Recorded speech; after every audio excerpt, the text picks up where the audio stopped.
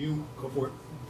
Hi guys, so I have a mix of, I have an online audience and I can see the chat coming in, so if you guys say hello like Ronnie did, hello from Switzerland. Hi Ronnie, I love that we've got someone from Switzerland. Janice Smith, who I know and adore, thank you for being here. I've also got a live audience right in front of me, so when I'm talking, I'll be talking to my folks right out here. There you go. The live audience is also going to help laugh at my terrible jokes and things like that, so this is the real support team right here. So hi guys, my name's Emily Teague. I am a fashion and portrait photographer. I've been shooting for about 12 years now. I figured I would start with showing you guys my work. So this is it. I started using Capture One about 6 years ago, and how I got started is when I was 15 years old, I had first started using Lightroom, and I had always heard just the advantages to Capture One and was curious about switching over, but initially I felt really intimidated. And so I ended up talking with David Grover, who's kind of the face of Capture One, a fantastic educator and lovely person all around. And he was like, Emily, why haven't you switched yet? And I was like, well, you know, I'm a little intimidated, the interface is really different. And he's like, well, have you gone on the Capture One Learning Hub? Which I did, and about 10 minutes later, after a couple of videos, I was like, oh wait, this isn't that intimidating, and then I started getting into Capture One. But most of the work that you see on my website is newer work, so this has all been processed with Capture One. Color grading is what I consider my love. I really, really adore it. It's one of my favorite parts of the post-processing elements. And I really love diving into like these kind of rich, colorful worlds. You can see, even though I don't go too saturated in my work, I really do love finding these color palettes that work well together. I'll also show you just a little bit of my street photography work. So we'll start with Cuba, if it loads. And if not, we'll jump straight into Capture One. Oh, slowly, here we go. Again, just really rich colors. I love playing with different tones. So that's kind of just an introduction of me and my work. And now we'll dive back into Capture One. So first thing, here we are in Capture One. This is the most recent version. I think that is 16.4. 16.4, I got a yes in the back. So recently updated. And this, what you're seeing right now, the interface, is how I've customized it myself, just to make it make a little bit more sense to me. But there's all these different workspaces within Capture One. So let's look at some of those. So if I go up to Window at the top, and I go down to Workspace, let's start with Default to see what that looks like. And it's going to be pretty similar, but you'll notice a few things have changed. One, there's a lot more icons on the top. You can see the rotate, before and after grid, exposure warning. So for me, I just know that I'm not going to use a lot of these, and that's why I'm going to customize it and take some of those options away. But let's look at a couple more. So we'll go back to Window, down to Workspace. We can also go to Simplified, which is kind of closer to my version. Or if you are a Lightroom user making the switch to Capture One, trying to make the switch to Capture One, but you want something that looks familiar, you can go down to Migration.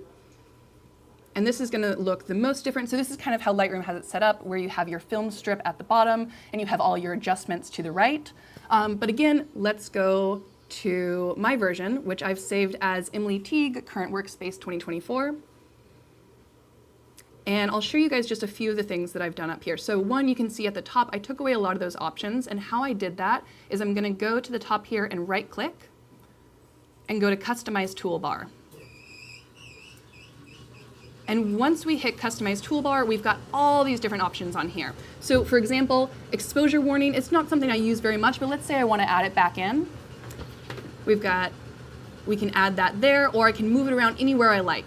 You also see there's these little spaces that I have. For example, next to my focus mask, I have 2 single spaces here. I can add in more spaces or take those spaces away as well. So if I want my focus mask to be a little bit more to the left, one, I could just move it to the left. Or I can add in this space right here. I can also add in a couple of those. Or I can add in this flexible space. So just a lot of customization for how you want things set up. And then over here at the top, we have my library, tether, adjustment, and color. I can go to Add Tool tab. Let's say we want to add export.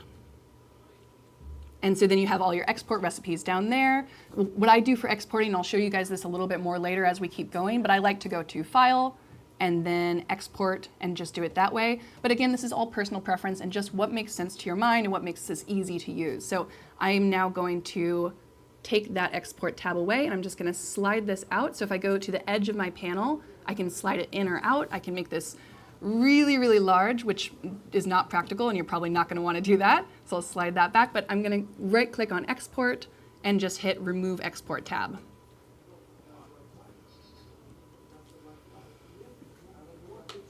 Next up, I'm going to show you guys a couple of shortcuts. So for me, I like to see my before and afters. This is on a TIFF file right now, so I'm just going to go to a raw file.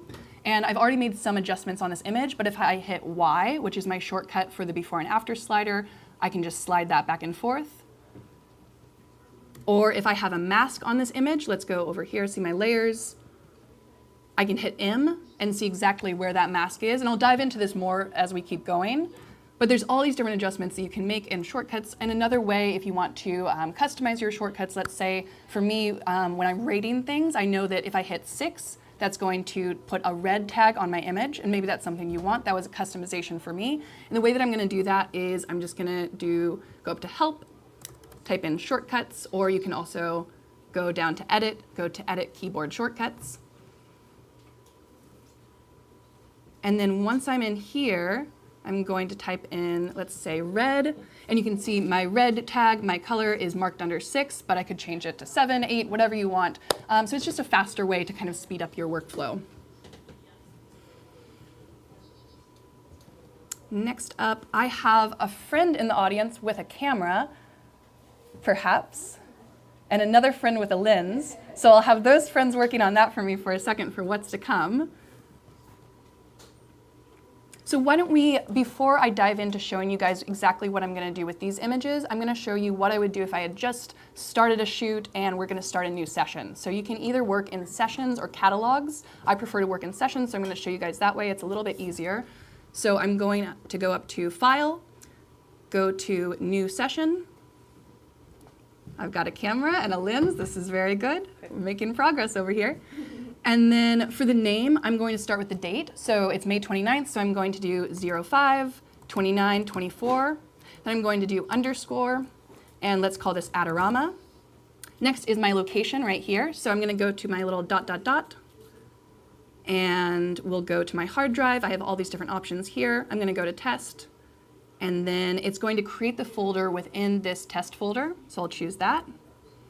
Let's hit OK. And now we've got an entirely new session. If you want to make sure that it's a new session, you can look at the name at the top where we see the 05, 29, 24 underscore Adorama. And what we're going to do next, if all works according to plan, got 2 tether cables here. Also talk about my tether cables. I am currently using Area 51. I feel like these are the best tether cables out there. You can tell me if anyone thinks otherwise. There's also tether tools, but I find that these guys are a little bit more consistent and my tethering drops less frequently, which is another reason when I was switching from Lightroom to Capture One, the tethering within Lightroom is a little dreadful. If any of you guys are familiar with that, I see a few people nodding. So let's plug this in. And I'm going to go up to Tether here and open Camera. And when this is connected, once I connect this to my computer, it should show right there. Oh, we got a question. So someone's asking, will Capture One work on Android? Will Capture One work on Android? Great question. My guess is no, but I see someone in the back from Capture One shaking their head no. No, it will not work on Android. But good question. Oh, let's see. Okay. Okay, so I've connected it, and it should be showing up right on the left over here. We'll try one more time. And if not, I can skip this section and show you guys what is next. One more time. Nope.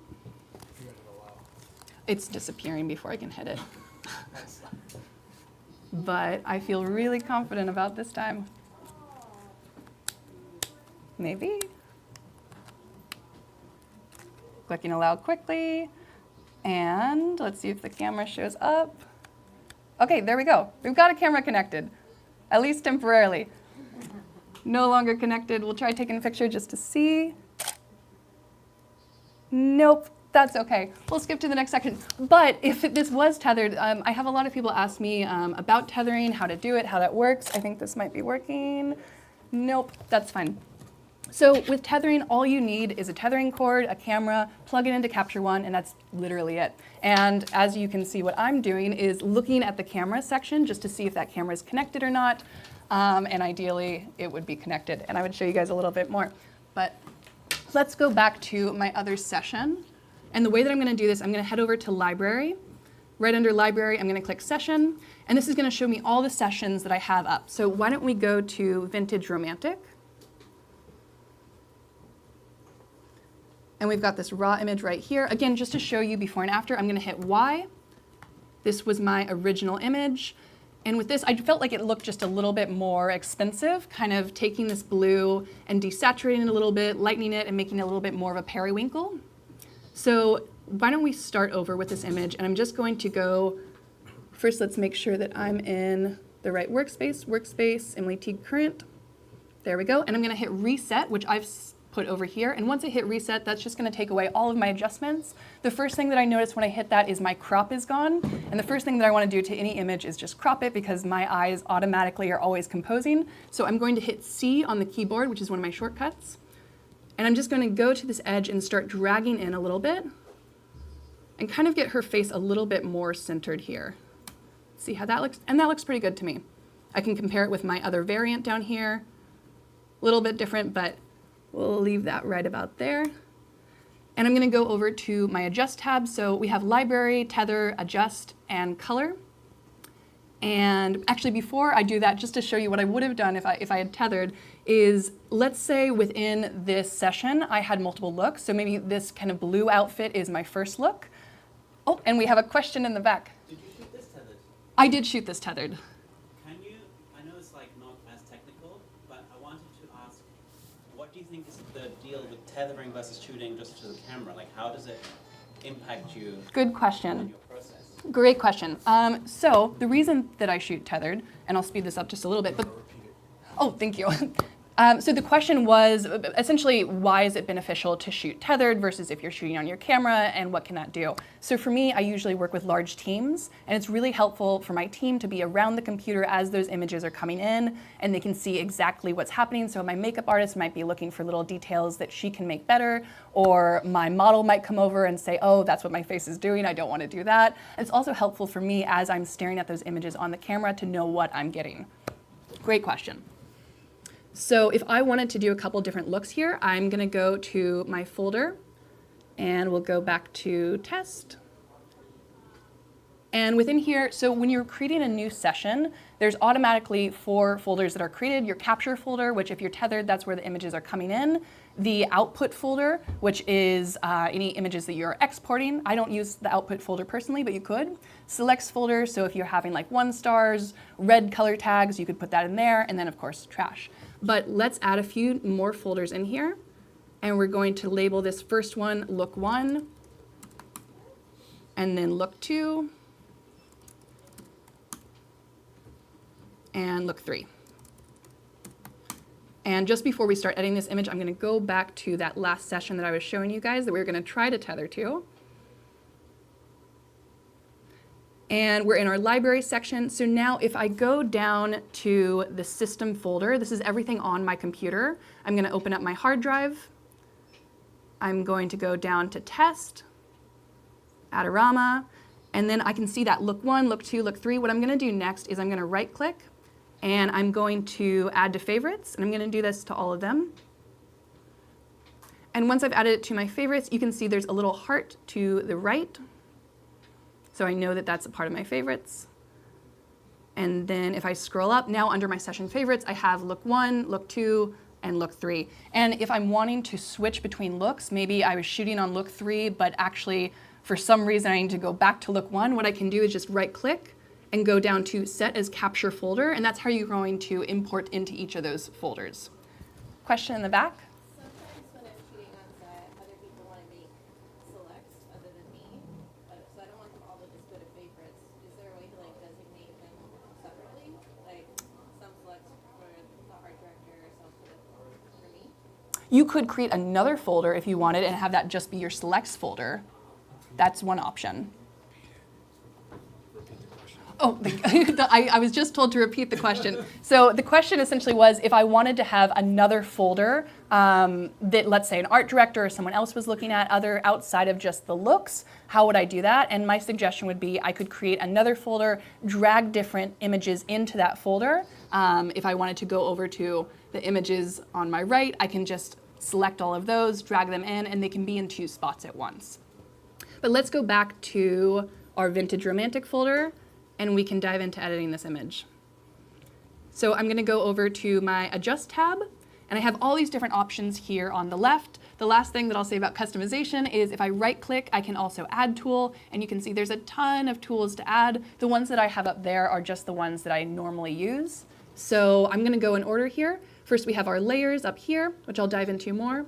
We have white balance, exposure, high dynamic range, levels, curves, clarity, dehaze, vignetting, film grain, styles and presets, black and white, crop, and rotation and flip.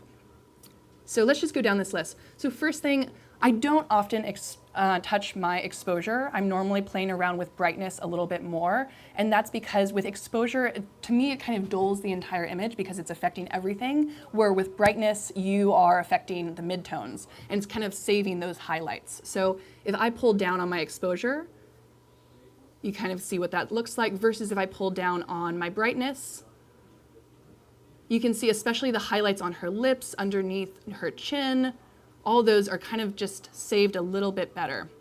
So I'll ignore exposure for now. Contrast, I'm just going to play around a little bit. I love having just a little bit, I think especially around her face, in those same areas where the highlights are, it's adding just a nice little punch. Brightness, let's pull that up a little bit. Let's see what it looks like pulled down. Mostly this is affecting her skin tone, her face. And I feel like when I pull it down, it starts getting a little murky, a little dull, so I don't want to do that. So I'm going to pull up just slightly here. And you'll notice all the adjustments that I'm making within Capture One are really gradual. So I'm normally sticking in with about plus or minus 10. There's exceptions, of course, especially for my highlight slider. I'll go a lot lower. But all these small adjustments really add up over time. Saturation, I prefer my work to be on the less saturated side, just because I feel like once it starts getting too saturated, it can look a little clowny and cheap, which I don't want. So I will normally stick to about -2, -5. I think especially because this image is a lot more saturated than my work normally is. When the stylist came, all of the clothes were just a lot more colorful than I had originally intended. And so editing is going to be really helpful here, where I can kind of look at that and be like, okay, that's not exactly how I would normally approach this. What can I do with editing to make it match my style more? Next, we'll go to highlights. If we pull that all the way down, we can see it's mostly affecting the background all the way up. And I feel like I kind of like having this lighter background. Like I was saying in the beginning when I was showing you guys that before and after of the raw versus this image, I feel like when it's a little bit lighter, it looks just a little bit more expensive, which I always want. So about 6 is good. And if I'm doing shoots outside, normally I'm pulling that highlight slider way down just so I can maintain some of the details within the sky. Shadow, let's pull that all the way down, pull it all the way up. We can see when it's pulled all the way up, that is really not looking great. So we're going to pull that just down a little bit. Again, gradually about -4. And the areas that I'm really looking at here as I'm doing this is right around her face where these shadows are. So you can see right around her jaw, we're getting a lot of shadows there. Also right around her shoulder, kind of on the inside of her shoulder. And I don't want to clip these areas and make them too dark. So I'm just staying deliberate about that. Whites, let's see if that does anything. Again, mostly our backdrop. I think we'll raise that up just a little bit, maybe about 10. Blacks, again, affecting her face. We don't want it to go too dark, but we do want to create a little bit of contrast, especially because the raw image is looking a little flat for my preference. And then if we want to see what we've done so far, just with our high dynamic range tool, what I'm going to do is I'm going to hit Option, and I'm going to hit the little reset key right here towards the top, and then I can see what I've done just with this tool. And it's pretty subtle. And if I want to see what I've done with the entire image, which so far is only my high dynamic range and my exposure, I can go up. There's 2 different options here. One, I could hit Option Reset, and then Command Z, and see that, or I can hit Y, which is my shortcut for my before and after slider, and pull that way too. Going down to levels, I'm going to start with my highlights on the right-hand side, and I'm going to pull this ever so slightly until it starts looking good, right about there. If I pull past this point, it starts looking really bright to me, which I don't want. So normally in between about 250 to 255 is pretty good for me. Maybe we'll go to about 245.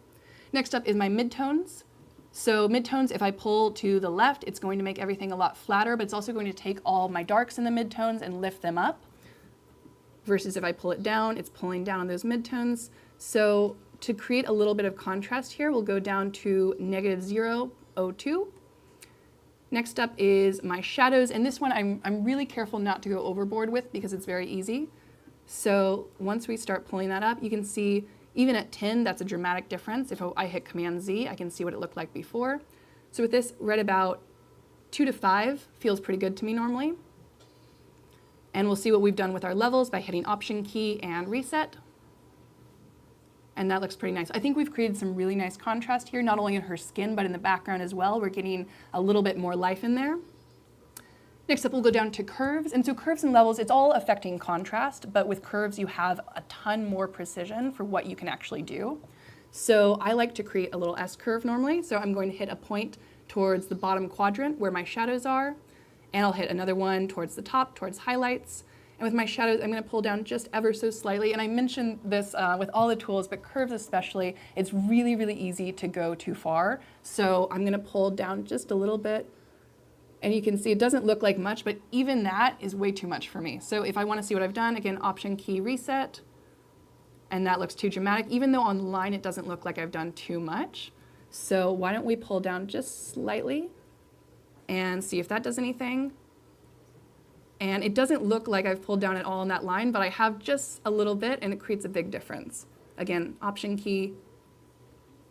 Let's go up to my highlight point and pull that up slightly. And on this, I'm looking at not only her face where those highlights are, but also on this dress that she's wearing and on the sleeves. There's a lot of pretty bright points on her sleeves that I don't want to go too far with. So similarly, I'm just going to pull up ever so slightly, and let's see what that looks like. So that's created some pretty nice contrast for me. Next, we'll go down to clarity. And clarity, I'm just going to show you guys what this looks like if I pull it all the way up. And then structure all the way up. So you can see with structure, when I'm pulling it all the way up, it's not as dramatic. So I tend to work in structure instead of clarity. And let's go to about 8. And something that I'll say, I used to shoot some more beauty work, and I saw in the comment section, I think my retoucher Dennis is here, and so I kept adding in some clarity and some structure when I was doing this beauty work, and I thought, oh great, more detail, all the better. And Dennis eventually came to me after being frustrated many times of receiving these images, was like, are you doing something to increase the sharpening? And I was like, oh yes, I am, you're welcome. He's like, please do not do that. It's making your retoucher's life so much harder, or if you're the retoucher yourself, it's making your life harder. So just be very frugal with this. So with structure, we'll go up to about 8. We'll see that difference. Option key before and after. And I can see it very, very slightly on my computer, which is great. We're gonna leave it right there. And I have a question. Do you know what the actual difference is between clarity and structure, like what it's affecting onto the image? I do, and I was told it once before, and I'm trying to remember it. I think it has something to do with the midtones. Okay. But let me get back to you on that. I'm pretty sure, but I'll have to come back. Awesome, thank you. And then dehaze, this is a tool that I don't use a ton. We'll zoom out a little bit. But you can see the difference. If I'm pulling, well, it's definitely not good at this one, but when you're outside shooting, this one might be a little bit more helpful for you, or it can add a lot of contrast. I'm just gonna leave it alone for this image. And then vignette, I tend to come down on it, but with studio work, it's a little different just because I don't always want to create this darker vignette. But if I'm shooting outside and I'm shooting kind of more editorial, moody work, it's a lot easier to add that. Let's see what it looks like in here. We can do a little before and after. And I think we will come down just ever so slightly and leave it there.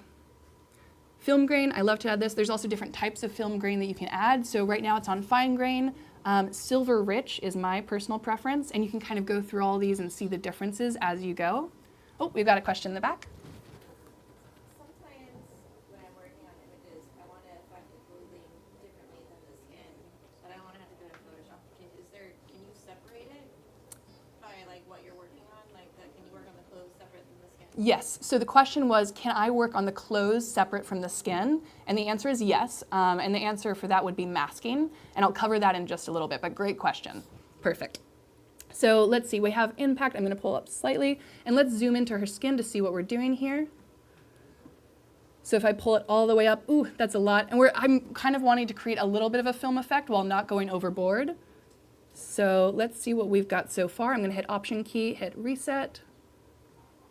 And really, really subtle. I think for an image like this, that's totally fine. If I was going for more of a vintage look and the colors were matching it, I might push that a little bit further. Styles and presets I'll talk about a little bit later. I'll come back to that as we're talking about color grading.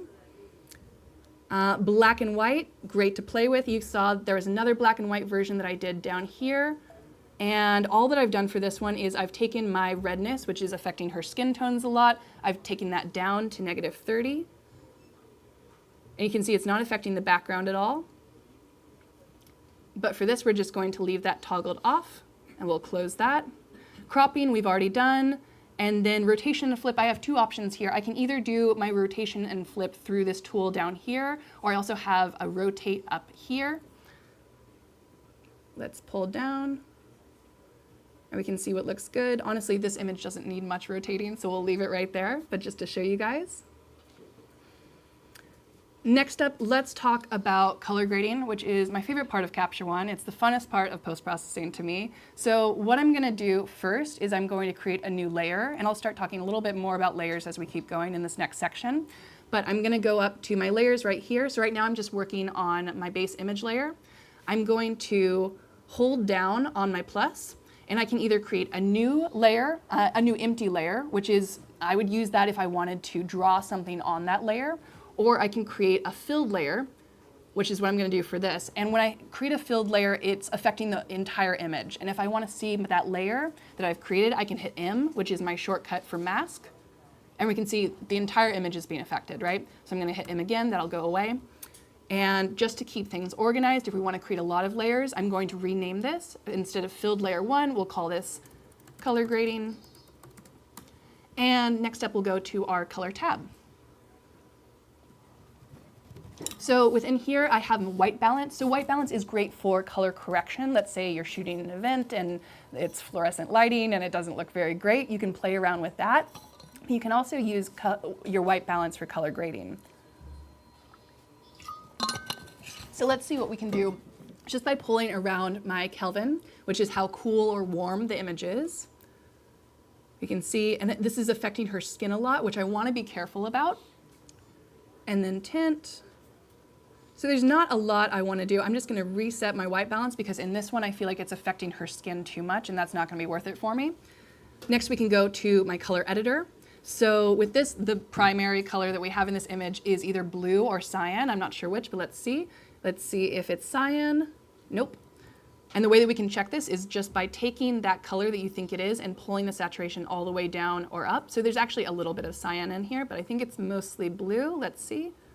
Yep, and you can see if I pull that blue up, it's affecting all the blues in the image, but not affecting her face.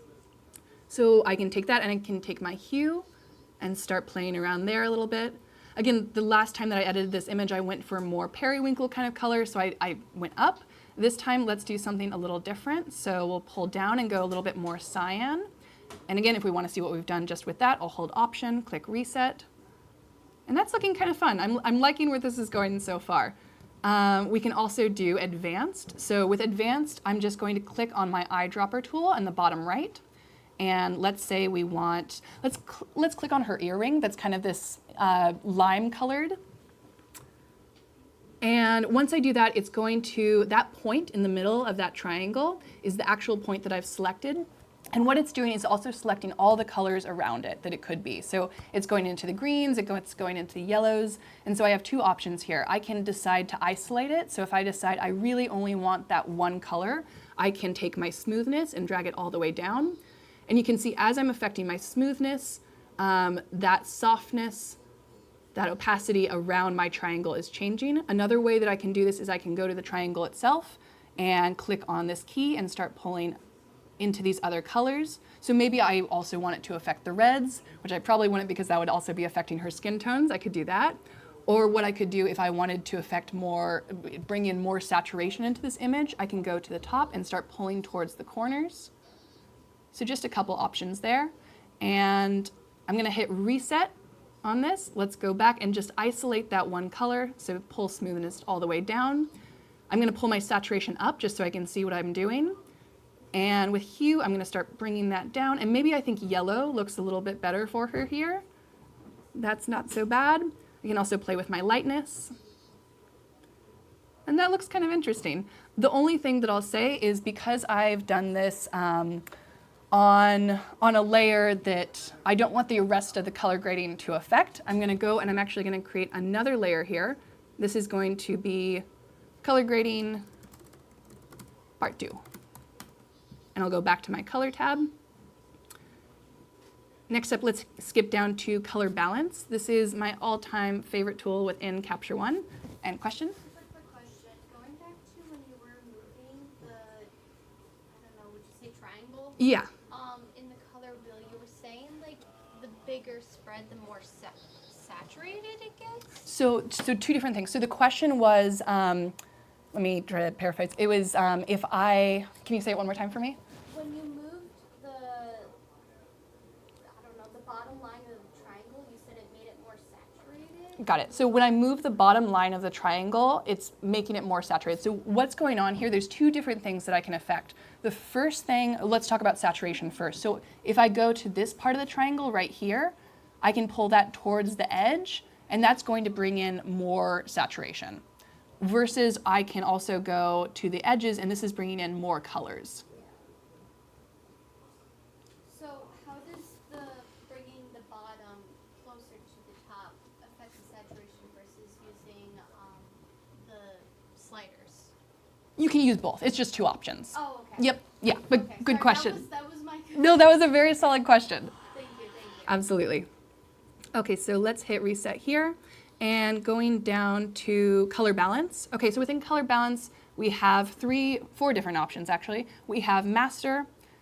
3-way is just seeing all your shadows, your midtones, and your highlights. And then we have shadows, midtones, and highlights. And the way that I do this is I like to take this point in the middle and drag this to the very edge. So this is full saturation. If I want less saturation, I can drag it closer to the middle, but I like to see everything that's going on. So it's gonna look a little wacky for now, but as we keep going, we'll make some adjustments. And then I take this point and I'm just going to slowly drag it around the entire image just to see what the options are. Ooh, that's not looking good. Let's keep going. Seth over here likes it. Yeah. And generally for me, when I'm color grading, I'm always watching skin as I'm doing this, and I don't want the color to affect my skin in a negative way. So I might avoid pinks, magentas, reds, just because that's going to add to that skin tone. And as a personal preference, I like to avoid the pinks and reds in the skin. So we'll go for something a little bit cooler here. I think right around this kind of blue color is fine. And then what I'm gonna do next, I'm not gonna leave it here. I'm going to go to my saturation slider on the left here. And right now it's all the way up. I can also do this by just dragging this, but I prefer the slider just so I can be a little more fine-tuned. I'm gonna bring that all the way down. So this is probably about 5% right here. Small difference. And if I wanna see what I've done, Option key reset, I can barely see it, which is, I'm happy with that. That's good. Next, I'm gonna go to my shadows. Shadows are really fun to play with. I feel like this is where you can bring a lot of richness into an image. And I feel like for me, if I'm looking for kind of rich royal colors, it's somewhere within that dark purple. I'm also keeping color theory in mind as I'm doing this. So for any of you who have watched my videos with Adorama, you hear me talk about this a lot because I think it's really cool. But reds can either be powerful, defiant, romantic, aggressive. Greens can either go two ways. It could be a healthy green. It could be a sickly green. Purples tend to be magical, spiritual, relating to resurrection. Oranges could be friendly oranges, or oranges could be toxic oranges. So it's fun. If you're into color theory, it also helps color grading. There's a great book by Patty Bellatoni called If It's Purple, Someone's Gonna Die, where it kind of breaks down all these different movie scenes and what the colors within those scenes mean. So I'm keeping all this in mind as I'm color grading, and I'm just thinking, okay, one, does this color work with my image? And then also, what am I trying to convey with it? So for this, I think going with this kind of royal feel that she has, that works great. We'll take the purple, and we have two options here. We still have our saturation slider to the left. The other option that we have is a luminosity slider to the right. So with my luminosity slider, generally for my shadows, I like to pull that down a little bit. And you can see, this is gonna look bad for a second, but I'm gonna pull it all the way down. So you guys, actually it's not bad. I thought it could be really rough. If we pull it all the way up, that's rough. So we won't do that, but I'm gonna pull down just slightly. And I'm gonna go back to my saturation slider, pull that all the way down, right about 10%. And oftentimes as I'm doing this, I try to stick around 10% or so. Next, I'm gonna go to my midtones, same thing as before. This is really just affecting her skin tone, so I wanna be very careful here. And just to keep it looking good, I think somewhere within the orange to complement her skin could help. We'll pull that all the way down again. Going over to highlights, let's pull it up. And this is now affecting not only her skin, but the background as well. So this one I feel like I can be a little bit more creative and playful with. Let's drag that around. And this is starting to look pretty fun, kind of within the cyan color that we have going on here. Greens might be fun too. I feel like somewhere right around there. And let's see when I take my new luminosity slider up or down what's happening. I feel like if I pull it down, it starts making the image pretty dull. I'm especially looking at those highlights right around her face. So we don't want that. We'll take that down. And I'm gonna hit Option key, see what we've done here. So really, really subtle. Another option, just because this is so subtle, there's two things I can do. I can either go and I can start dragging these up a little bit, or if I go over here and my opacity was lower, let's say it was on 50, I can just pull up on my opacity as well. So I'm oftentimes playing with the opacity of different layers, and it's helpful to create different layers so that way if you make a mistake on one, you can go back, change it, or if you think, okay, I've gone way too far, you can just start lowering that opacity. The other thing that I want to show you guys is styles. So let's go back to, we were on the color tab, we're now going to go back to adjust. I'm going to go down to styles and presets, and I have a bunch of different ones from friends. I have one from my friend Lara. Let's open that up and go through some of these. And so for those of you familiar with presets, maybe if you're coming from Lightroom, a style is just Capture One's version of a preset. So let's see if any of these look good. Maybe, I feel like this is kind of fun for the background and for the color, vibrant. So what I'm gonna do here, instead of just clicking on vibrant, which would apply it to my base layer, I'm going to right click, and I'm going to go down to apply to new layer. And now we have vibrant over here, and I can turn it on and off. And let's say I really like what it's doing to the background, but I don't necessarily like what it's doing to her face. There's a couple options there. So what I'm gonna do, because I'm working on this layer and because it's a mask, again, if we hit M, we can see that mask right there. I'm going to go to my eraser, and there's actually 3 erasers now. We have a normal eraser, where I can just go in and make my brush larger by using my right bracket key and start scribbling around her face. That's one method that works. I can also go to my magic eraser, and the way that this works is it's going to select similar tones within that image. So if I pull down, make a little scribble, it's going to guess where, let's see if it did that. We'll make this a little bit bigger. It's slowly coming off. It's going to guess where it thinks I want that to be. And for me, I feel like for Magic Eraser for this image, it's not working the best. The next, which is probably going to be your easiest option, is your AI Eraser.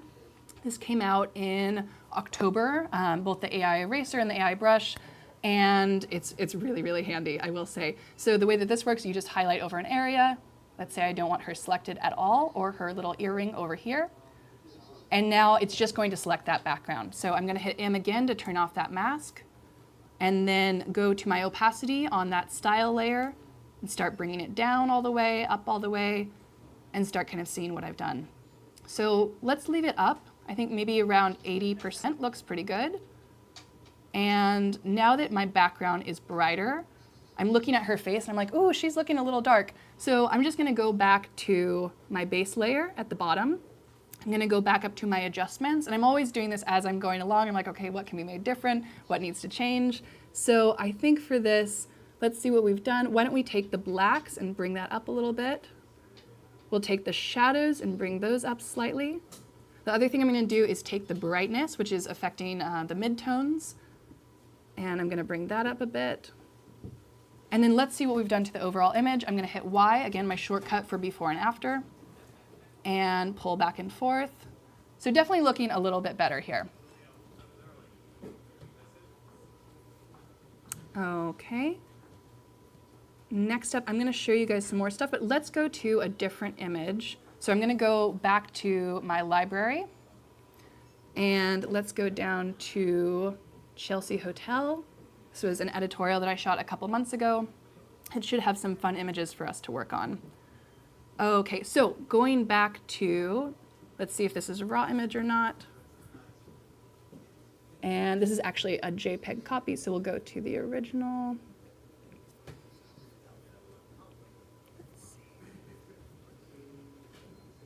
And what I'm doing here, so the way that I rate, I either rate through stars or through color tags. Right now, it's on a 5-star rating, so I can go down to 1 star. You can see as I do that, there's now 176 1-star images.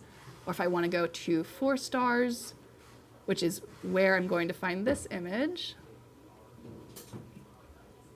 Okay, so here is the original versus the edit. And there's a few different things that I've done on here. But looking at this image right now, let's just say, okay, I really like her dress. Let's make sure, actually, let's hit reset. I'm just gonna do a quick crop on here. And let's say we just want to affect the color of her dress. So I can either go to that AI brush that I just talked with you guys about before, and I can highlight where her dress is. Or if I want to affect her entirely, as well as her skin, maybe there's some reason that I want to do this. I want to add just contrast to her. I want her to stand out a little bit more.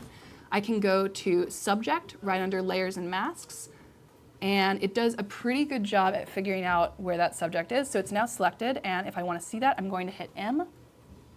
And pretty good, right? We can also do that with our background. So I'm going to delete my subject mask layer, and instead we'll hit Background. And not too shabby. What I can also do, I feel like, let's see if we zoom in. Not sure why it's not selecting that area at the top, but mostly good. We'll try in one more image just to see.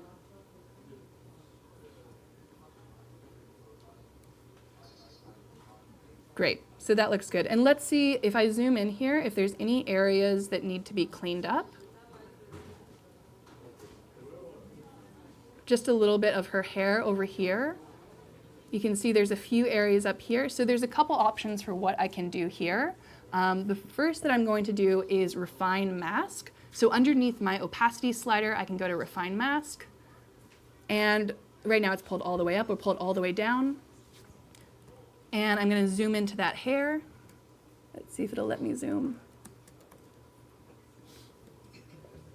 And again, if it's pulled all the way up, it's selecting more of her. We're getting more hair selected, so I'm going to slowly start bringing that down. I'm just watching those areas around her hair. So honestly, right about 0 is good for me here. We'll apply that. I'm going to hit M again. And actually, before, let's zoom in, see if there's anything down here. And it looks like there's actually a few areas right around here. And this is working on a JPEG, so it's not going to be as precise, but we'll just go to our AI brush and start selecting in some of those areas. Oh, I accidentally hit her shoe. I'm going to do Command Z. And that's looking pretty good. A couple other things that I'm going to show you guys with masking. Let's find another image. Maybe this one right here. This one is already edited. I'll show you guys a before and after. So quite some major changes on this one. And if I go down to, first let's select a new layer, a new filled layer. and I go to Luma range. Then with my Luma range, I can play around with a couple things. If I start selecting over here, I can bring that selection down to just the highlights. I can also go to the fall off and decide how much of that I want selected. I can also do that over here with my highlights. Let's bring that fall off a little bit further. I can also do a couple more things in here. Let's see.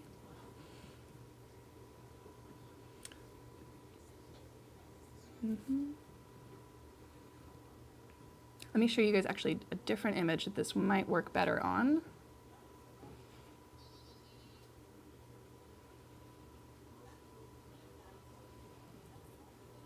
Okay, let's see if this one has been edited or not.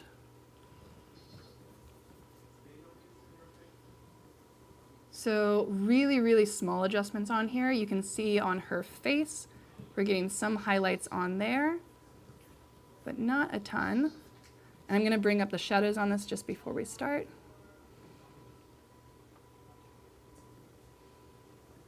I'll bring up my black slightly. And then let's zoom in here.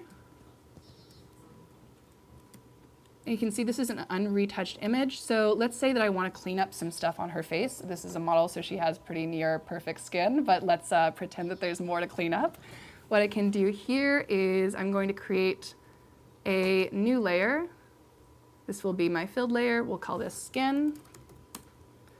And I have a couple different options here for how I want to approach this. I can start with a healing mask.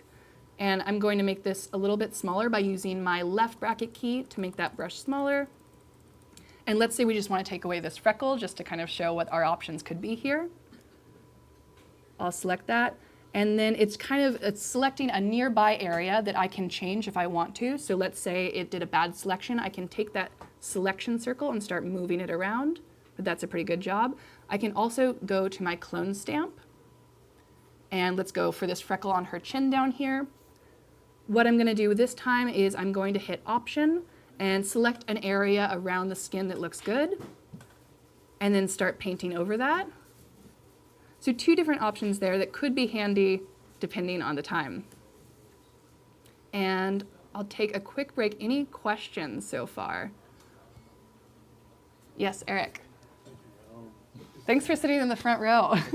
You're the only one. I'm wearing a name tag. I know it's kind of related on what was the stuff that you got in the front door when you pursued commercial photography? Oh man, so I started when I was a teenager. So to repeat the question, how did I go about approaching commercial photography? So I started when I was 16 with portrait photography and really just shooting whatever, anything and everything to figure out what I actually was interested in.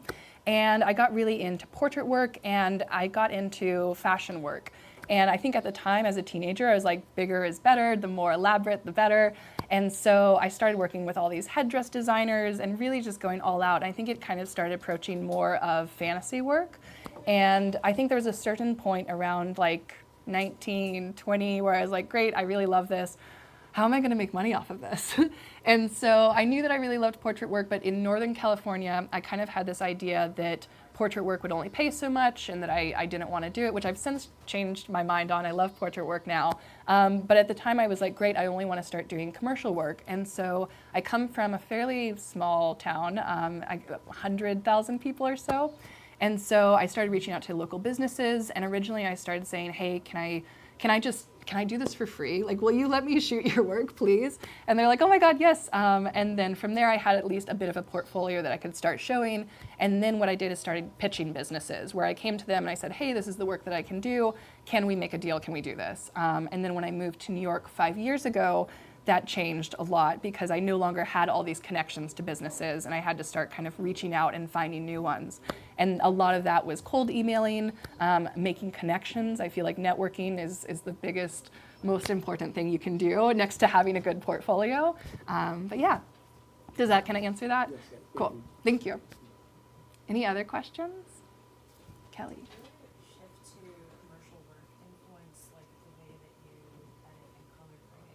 Yes, good question. I would say, oh yeah, thank you. The question was, when you started doing more commercial work, did it affect the way that you edited and color graded? I'm tempted to say no, only because, so I started editing when I was 15, and I started shooting when I was 16, so I actually started editing before I started shooting. And so I had got a lot of practice of kind of what looks good, and I was able to make those mistakes as a 15-year-old with going too far in editing.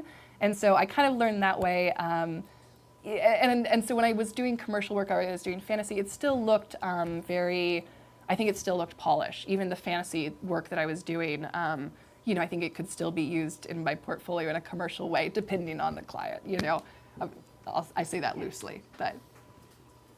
I have a follow-up to that. Yes, yeah. So, on the note of like going too far versus not going too far in editing, like how do you approach like versioning, like in Capture One? Do you mean like variants? Yeah, like creating a variant. Like you say, like, I really love this way I like color graded, but then I want to try something new. Yeah, good question. So the question was, this time I remembered, when you're approaching variants, how do you go about that? Like how do you kind of decide what variant to go with? Is that kind of? Yeah, and how would you set that up in like Capture One per se? Like would you approach it via layers? Like, Yeah, so great question. Actually, really great question. So I will say, initially, I don't do a ton with variants. I feel like I'm very stuck at like, this is the way, this is how it's gonna be. It's not until about 6 months or a year later that I look at that image and I think, oh God, well, what if it was edited this way? And so that's when I start to come in with variants, and I'll show you how to create one. So if I want to create a variant of this image, for example, maybe this was my initial edit, but I want to try something else, I can right-click on the image and go to Clone Variant. And so now this is the exact same image as well with all of my different layers as well. So let's just start deleting layers over here, which, because this is a variant, I don't mind that I'm doing. And maybe this one is my black and white version. And I'm like, ooh, that looks really great, but what if I wanted another version? Then I can go back, right-click, and just do Clone Variant. And I'm going to show you one more thing, and then I can take a few more questions at the end as we're starting to wrap things up. But just exporting. So let's say I've done this shoot. I'm sending it out to the team. So let's say let's go to my 5-star images. 0 5-star images. Let's go to my 4-star images. 1. 3 stars? Great, 3 stars. We have 28 images for 3 stars. So the first thing that I'm going to do is select my first image, and there's a couple different ways you can do this. Go to my bottom image. I'm going to hold Shift, select that last one, and now I have all those images selected. And then I'm going to go to File, and then Export, and then I'm going to select all. And then once I'm in here, I have export recipes, which are really, really handy, especially if you have a lot of exporting to do. So let's go to my web size one. So a couple things to note here. First is the location. So I have a couple different ways that I organize personally, but I have, and my roommate who is in the audience, Brandy Nicole, is gonna give me the side eye for this one, but I think it's really nice to have one massive folder with all of the high-res images you've ever shot. She disagrees with me here. I like it personally. And so I will select my web size edits where I know that it's gonna go. And then I'm gonna go down to naming. I've already named these images when they were coming in, when they were importing, but if I wanted to change that to something else, I could take away image name. I can also add tokens. And if I go to the little ... these are all your different tokens in here. So maybe I wanna add in a 3-digit counter. I can go to 1-digit counter, hold down on that, and choose any from 1, 2, 3, 4, 5, 6. There's also a bunch of things in here if I wanted to add the current date, emails. There's really a lot of variety in here, but we're gonna keep it really simple, and we're just gonna stick to image name. Next, formatting and size. I'm gonna make sure that this is on JPEG. Because this is web size, the way that I do it is I go to my long edge, and then I'm gonna put that as 2048 pixels on the long edge, which is at least what we've recently heard is best for social media. I feel like we're always finding out more of what actually works. And then make sure all my metadata is turned on, and then I can export those photos. Or the way that I do it is I also have a folder with all of my high resolution photos I've ever taken. So I'm gonna click on that as well. And now that I have both export recipes selected, I can go to export, and it's going to simultaneously export to my high resolution folder and to my web size folder. Any other questions? Yes? Can you show us how you made that export recipe for your high-res? Yes. Yeah, so let's go back to export. Oh, not that one. And I'm going to hit all again. And so what I'm doing here, or we can even create a new one. So what I'll do is I'll hit the plus, and I'm going to go to new recipe. And so the first thing that you want to do is just go to location and folder. By default, it's going to go to your output folder. So we talked earlier about when you create a new session, there's those 4 different folders created. I don't like to use the output folder myself, so I would go to choose folder. And then I would go to my hard drive, select any one of my folders. Again, for me, I have this high-res folder with absolutely everything, so that's where I'm putting mine, which is just a folder that you would create on your own desktop or anything. Does that kind of answer that? Yes, that answers. Cool, sweet. Any other questions? Okay. You survived. I think that's it, guys.